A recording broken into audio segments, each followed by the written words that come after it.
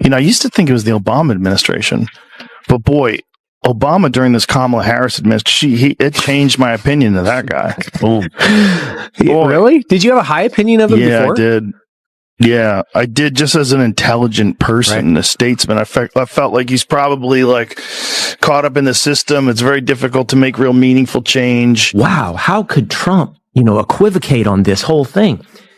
And then it took just a little bit of digging, just a little bit, because all you have to do is extend the clip 45 seconds. Joe Rogan is now turning his attention to Barack Obama, arguing that the former president ultimately undermined his own legacy. When Obama first ran for the White House, he leaned heavily on identity politics, and at the time it worked. Large parts of the country bought into the message and rallied behind it. It was a compelling narrative, packaged with charisma, hope, and a promise of progress.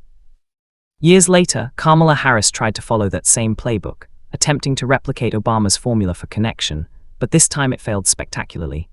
Rogan traces that failure directly back to Obama's approach, and he lays out his case clearly, using historical clips, campaign footage, and public statements to show how a strategy that once inspired millions eventually became a blueprint for miscalculation.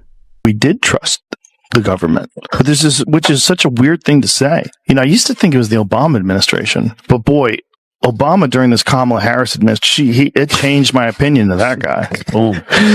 Really? Did you have a high opinion of him before? Yeah, I did. Yeah, I did. Just as an intelligent person, a statesman, I felt like he's probably like caught up in the system. It's very difficult to make real meaningful change. You think you're going to do something, and then you get into office, and you're like, oh God, what a quagmire this place is.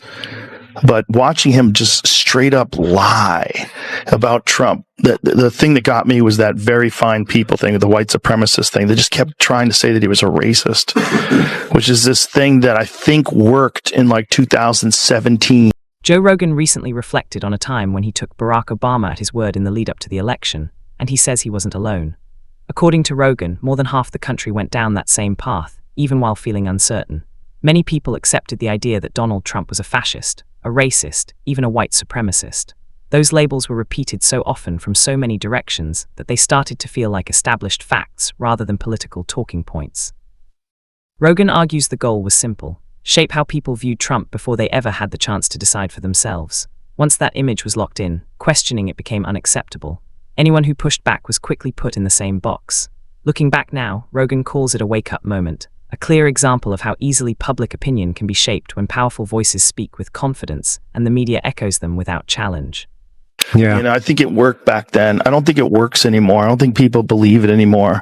I think that we've gotten numb to all this stuff. Well, it's a sky is falling thing, right? Yeah. It's like, cry wolf or whatever. It's like, you guys can only call me a fascist so many times. Rogan now says that almost no one buys that story anymore. And that loss of trust played a major role in why many voters moved toward Trump. After years of non-stop accusations and over-the-top warnings, people began to see a pattern. The same extreme claims kept resurfacing, but for many voters, real life never matched the panic being pushed. What once sounded convincing slowly started to feel forced and scripted. Rogan believes much of what was said about Trump wasn't a fair assessment, but a political strategy designed to stir emotions and hold on to power. First for figures like Obama, and later for Kamala Harris. Over time, voters didn't just grow skeptical. They became resistant and eventually pushed back. Rogan describes last year's election as the breaking point, saying many voters rejected fear-driven messaging instead of falling for it.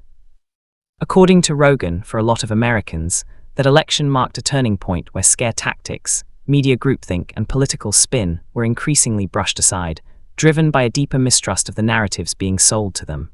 She also has been saying something really crazy. She's been saying that this is the closest race of the 21st century and that it wasn't a mandate. That's just not true. It's not true. Gore and Bush was much closer. Yes. I think that was a 0.5%. Yes. I don't know why she keeps saying this. That's just a lie. And then also she's leaving out the fact that she lost every swing state. Every single one. Yeah.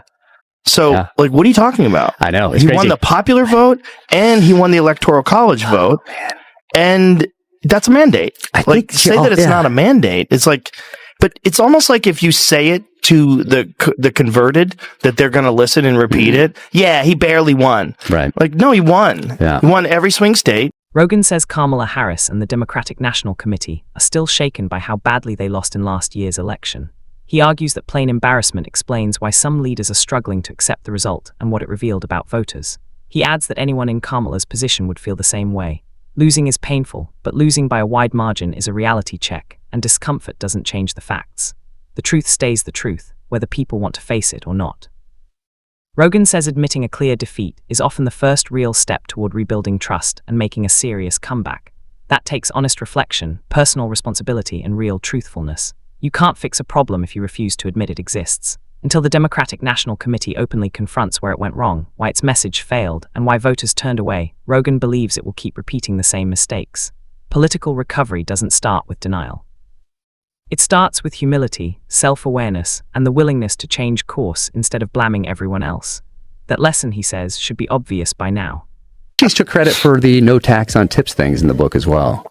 That's hilarious because that was clearly his. Clearly. He said it first and they copied it. It's amazing. Did she really say that in the book? I haven't read it, but I have heard from someone who did read it that she did. So people. She had an address not coming on here in the book too, which I thought was funny. Yeah, that was interesting. Rogan then turned his attention to Kamala Harris, criticizing her for trying to take credit for the so-called no tax on tips policy.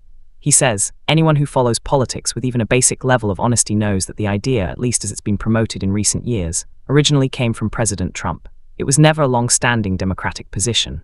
It was a campaign message Trump used deliberately, and it worked, especially with working-class voters. Rogan argues that Harris tried to rewrite that history, assuming voters wouldn't notice the shift. To him, it was just another case of political spin, and one that failed badly. People didn't buy it, and the election results made that clear. What bothered Rogan the most, though, was that this kind of behavior didn't stop even after the loss. Her team was not truthful about that encounter at all. They never committed to doing the show, ever. Yeah. They said that, I said that I had a personal day, which is not true. I said I am not available the day that Trump was here. I said that day's not, I didn't say that I have a personal day. They just made that up. That's crazy. And then they also said that they sent someone here to go through the studio, like sent someone to do a walkthrough. Yeah. Not true. No. Not true. How can they, it's just you repeat it and you say it and your side believes it. Why would they do that when I can just say that's not true? It's bizarre. Rogan says that even after the defeat, Harris kept trying to take credit for ideas and policies that were never hers to begin with. He doesn't see that as confidence. It looks more like denial and a refusal to face political reality. You'd think there would be a clear line when it comes to claiming ownership of policies you didn't create, but Rogan argues that line was never drawn. He also points out that her team tried to twist the story around his podcast. There was a major public push for Kamala Harris to sit down with Joe Rogan, but the interview never happened. The official explanation sounded convenient. Rogan had supposedly taken a personal day on the exact date the interview was scheduled. That version spread quickly and was treated as fact. Rogan now says that story isn't true. Instead of admitting the interview fell apart on their side, he claims the campaign chose to shift the blame and push a different narrative. Why would I lie? I have no reason to lie. So it would have been interesting to... If I her over, I would tell the truth. Yeah. If I was like, we lied, we told her I was taking a personal day, but realized I wanted to get Trump in. Not true. I tried to do both of them in the same day. That was my idea. That would have been amazing. My idea was to do Trump during the day and then her to come. She had a thing she was doing in Houston. After the thing with Houston, I go, I'll do it at midnight. I don't care. We'll do it whenever you want to do it. Yeah. While you're in Texas, but I just can't do during the day because Trump's going to be here. Yeah. But they had to have known. The Secret Service there was 200 guys here. They had in Texas. No, in this studio. No. There was 200 people here for Trump. For Trump. Yeah. I'm not exaggerating. It was packed. Honestly, it's hard not to think that Kamala Harris simply didn't want to face Rogan's platform head-on. Joe Rogan isn't known for soft, scripted questions, and he doesn't stay inside anyone's comfort zone. His interviews are long, unscripted, and unpredictable, the exact kind of environment where vague talking points collapse quickly. Compare that to the now famous 60 Minutes interview, where the network was reportedly accused of editing Harris's answers to make them sound cleaner and more polished. That alone raised eyebrows. Rogan would never offer that kind of safety net. There would be no edits, no rewrites, no producers smoothing things over. It would be just Harris, a microphone, and real-time follow-up questions. That's the real risk. Rogan's audience values authenticity above everything, and you can't hide behind rehearsed lines for hours on end. If a message can't survive an open conversation, maybe the problem isn't the interviewer, it's the message itself. someone had to just know something that he was here. Like, it's not a mystery. But I said, dogs through. But I wasn't trying to be deceptive. I said, I'll do it later. I just can't do it during this time. That's the excuse they took. They want to do That's it. like, okay, they took that excuse. They never wanted to do the whole thing. Never. They wanted to do like a 45-minute thing in a different place. They didn't say scripted, but they did say that there's some things that she didn't want to talk about. And then they denied that. Yeah. That's what I meant by scripted. Yeah. I said, I don't care. I'll talk to you about cooking. I don't give a. I just want to know, who are you? I'll figure you out. Yeah. I'll figure you out in a few hours. Yeah. In 3 hours, you can't fake your way through a conversation like this. No, I'll find you. Yeah. I'll find you. It seems Kamala Harris's team simply didn't believe she could handle a 3-hour free-flowing conversation with Joe Rogan. Instead, they pushed for a tightly controlled 45-minute interview. And it's not like they weren't aware of how Rogan's show works. His podcast is famous for running close to 3 hours with no scripts, no teleprompters, and no easy exits. Even knowing that format, her team reportedly insisted on strict limits, not just on time, but also on location. They wanted a setting they could control, manage, and keep polished. That choice alone speaks volumes. Rogan's platform is built on authenticity, long conversations, and unscripted back and forth. Cutting it down to 45 minutes misses the entire point.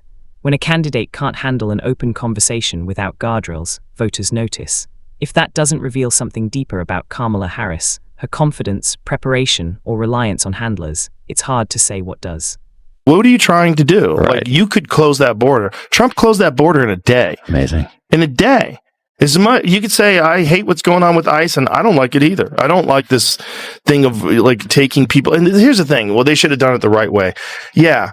Okay. But if you're poor and you live in a third world country, that's not an available option. Okay, what is an available option is this one administration over 4 years is encouraging people to go through. Yeah. Not only are they encouraging you to go through, there's Red Cross stops along the way. They give you maps. They tell you how to do it. They're funding people getting in. They're paying for air flights. Yeah. They're flying people in. They're moving people into swing states. They're getting them on Medicaid. I would have loved to hear Kamala Harris answer if Joe Rogan had pressed her on why the border situation was allowed to spiral out of control. The conversation alone would have been must-listen material. Rogan doesn't settle for buzzwords or polished deflections. He pushes for details, timelines, and real accountability. That's exactly where things would have gotten uncomfortable. Harris has been widely criticized for how the border was managed. Critics argue that under her watch, millions of migrants crossed with what they saw as weak enforcement and limited screening. That sparked backlash, not just from conservatives, but also from independents and even Democrats in border states. Rogan's interview would have forced her to confront those outcomes head-on with no edits, no talking points, and no studio cleanups, just direct questions and long-form answers. That's why many believe the interview never happened. When voters hear raw, unscripted explanations, excuses fall apart, and accountability is unavoidable. Harris's attempts to claim policies, control narratives, and avoid unscripted scrutiny revealed more than she probably intended. From taking credit for Trump's ideas to steering clear of Rogan's platform, image management often seemed to matter more than transparency. Voters saw through it, holding leaders accountable for their words and actions, demanding honesty over spin.